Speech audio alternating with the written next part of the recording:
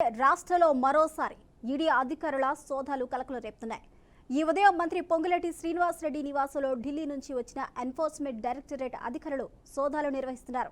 మొత్తం 16 బృందాలుగా విడిపోయిన అధికారులు హైదరాబాద్లోని నందగిరి హిల్స్లో ఉన్న మంత్రి నివాసం, హిమాయత్ నగర్ సాగర్లో ఫామ్ హౌస్, పొంగులేటి కుమార్తె బంధువుల ఇళ్లతో కలిపి మొత్తం 16 చోట్ల ఏకకాలంలో సోదాలు చేస్తున్నారు. ముందుగా మంత్రి ఇంట్లోకి మూకుమ్మడిగా ప్రవేశించిన ఈడీ అధికారులు ఎక్కడి వారు అక్కడే ఉండాలి అంటూ ఆదేశించారు. తనిఖీ సందర్భంగా ఎలాంటి గొడవలు జరగకుండా సిఆర్పీఎఫ్ పోలీసులు భద్రతా నడుమ అధికారులు సోదాలు కొనసాగుతున్నాయి.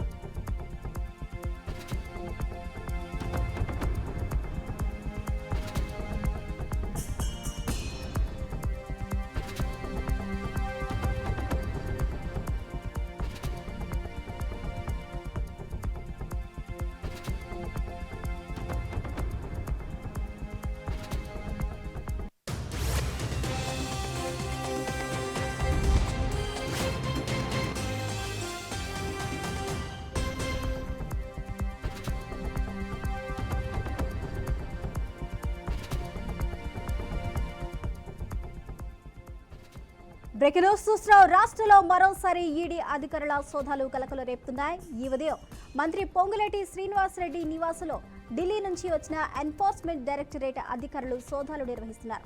మొత్తం 16 బృందాలుగా విడిపోయిన అధికారులు హైదరాబాద్లోని నందగిరి హిల్స్లో ఉన్న మంత్రి నివాసం, హిమాయత్ సాగర్లోని ఫామ్ హౌస్, పొంగులేటి కుమార్తె బంధువుల ఇళ్లలో కలిపి మొత్తం 16 చోట్ల ఏకకాలంలో సోదాలు చేస్తున్నారు.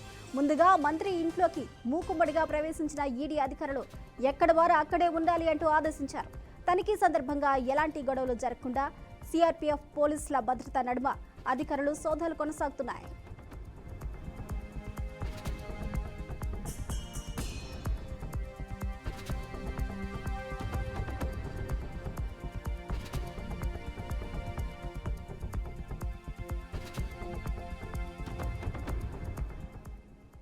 ఇదే అంశానికి సంబంధించి పూర్తి అప్డేట్స్ ను మా మేనేజింగ్ ఎడిటర్ చిదంబరెడ్డి అందిస్తారు. చిదంబరెడ్డి, స్వప్న ఏదైతే ఉదయం నుంచి ఏదైతే పొంగులేటి శ్రీనివాసరెడ్డి ఇంటికి సంబంధించి తన కుటుంబ సభ్యుల ఇళ్లలో ఏవైతే ఈడీ రైడ్స్ చేస్తున్నాయి అది కొద్దిగా కలకలం సృష్టించిందని చెప్పొచ్చు. ఎందుకంటే తను ఇప్పుడు ముఖ్యంగా అధికార పార్టీలో చాలా కీలకమైన ఆయన, మంత్రివర్గంలో కూడా కీలకమైన వ్యక్తిగా ఉన్న నేపథ్యంలో తన ఇంటిపైన ఈడీ దాడులు జరగడం పైన మొత్తం కాంగ్రెస్ పార్టీ అంతా చాలా ఇష్టంగా గమనిస్తుంది అని చెప్పొచ్చు. ముఖ్యంగా చూస్తే మాత్రం గత కొంతకాలంగా తను ప్రభుత్వంలో కీలకంగా వ్యవహరించడంతో పాటు నిర్ణయాలకు సంబంధించిన వాటిపైన తను డెసిషన్ తీసుకుంటారు. ఆ పరిస్థితుల్లో తన ఇంటిపైన దాడులు జరగడం అన్నది కొద్ది ఇంట్రెస్ట్ ని క్రియేట్ చేస్తుంది.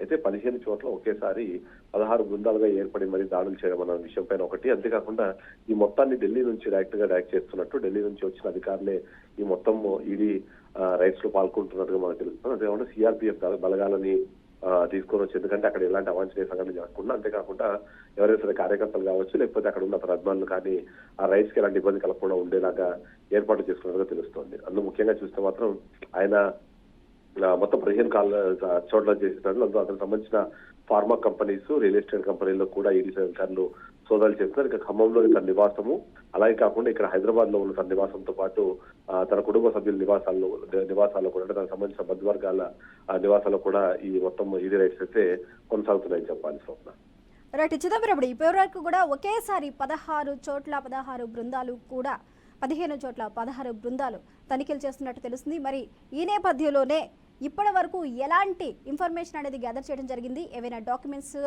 స్వాధీనం చేసుకోవడం జరిగిందా? దానికి సంబంధించిన అప్డేట్స్ ఏంటి? అయితే ఇంకా డాక్యుమెంట్ సంబంధించి ఎలాంటి అఫీషియల్ ఇన్ఫర్మేషన్ అయితే బయటకు రాలేదు. మేబీ ఇది ఒక రోజులోనే ముగుస్తుందా లేకపోతే ఇది ఏ కారణంతో జరుగుతుంది అనే విషయం పైన కూడా కొన్ని అనుమానాలు. ఎందుకంటే ఇక్కడ ముఖ్యంగా చెప్పుకోవాల్సిందే 2 కేసులు. ఒకటి, గతంలో తెలంగాణ ఎన్నికల సమయంలో కూడా తను హైదరాబాద్ నుంచి ఖమ్మంకి కొద్దిగా నగదు తరలిస్తున్న నేపథ్యంలో ఆ పట్టుబడిన నగదు పొంగులేటి శ్రీనివాసరెడ్డికి సంబంధించింది అంటూ కూడా గతంలో వార్తలు వచ్చాయి. దానికి సంబంధించిన ఇష్యూలో చేస్తున్నారు అన్నది కూడా ఒకటి అనుమానం ఉంది. అంతేకాకుండా తన కుమారుడు గతంలో అంటే కోట్లాది రూపాయల విలువైన ఫారిన్ వాచెస్ ని తను డ్యూటీస్ కట్టకుండా తను వాటిని ఇంపోర్ట్ చేసుకున్నారు అన్న ఒక కేసు కూడా చెన్నైలో గతంలో నమోదైంది. దాని విషయంలో జరుగుతున్నాయన్న విషయం పైన కూడా కొద్దిగా క్లారిటీ రావాల్సిన అవసరం ఉంది. బట్ ప్రస్తుతానికి అయితే మాత్రం అతని ఇంట్లోనూ అతని కుటుంబ సభ్యులు, ముఖ్యంగా అతని కూతురు హైదరాబాద్ లోని జూబ్లీ హిల్స్ నివాసము, ఖమ్మంలో నివాసంలో జరుగుతుంది. అయితే ఈ మొత్తం ఈ ఈడీ రైట్స్ అన్ని కంప్లీట్ అయిపోయిన తర్వాత ఈవినింగ్ ఒక ప్రెస్ నోట్ రిలీజ్ చేస్తారు. ప్రెస్ నోట్ రిలీజ్ చేసే క్రమంలో ఏవైనా డాక్యుమెంట్స్ దొరికినా లేకపోతే ఏదైనా ఇన్ఫర్మేషన్ దొరికితే దానికి సంబంధించి చెప్తారు. బట్ ఏంటంటే ఈడీ యూజువల్ ఏంటంటే ఆల్రెడీ ఇప్పటికే ఉన్న ఇన్ఫర్మేషన్ బేస్ చేసుకొని వాళ్ళు చేస్తారు కాబట్టి దాన్ని కొన్ని సందర్భాల్లో ప్రెస్ నోట్ కూడా రిలీజ్ చేయకుండా డైరెక్ట్ గా కోర్టుకి దానికి సంబంధించిన వివరాలు అందించే అవకాశం కూడా మనకు కనిపిస్తుంది. Right, thank you Chidambareddy.